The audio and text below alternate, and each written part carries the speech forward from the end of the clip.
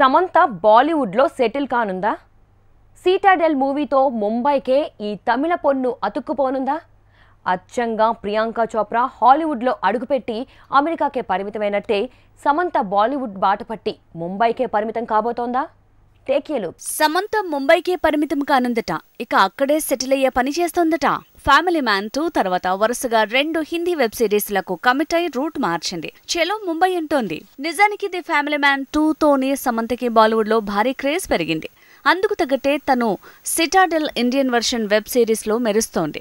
ఆ తర్వాత కూడా మరో హిందీ వెబ్ సిరీస్ చేయబోతోంది. సమంత వరుసగా హిందీ వెబ్ సిరీస్లు చేసినంత మాత్రాన ముంబైకే పరిమితమవుతుందా అంటే అక్కడే ప్రియాంక చోప్రాతో పోలికలు పెడుతున్నారు.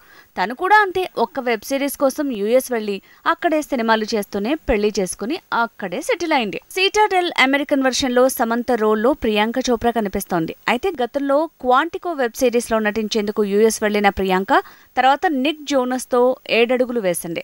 హాలీవుడ్ లో వరుస సినిమాలు చేస్తోంది.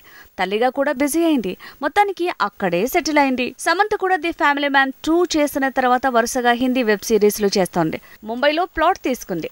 తెలుగు సినిమాను కాదని మరీ సిటాడెల్ చేస్తోంది. కాబట్టి ప్రియాంక దారిలోనే నడుస్తూ కొత్త ఇండస్ట్రీలో సెటిల్ అయ్యేలా ఉంది.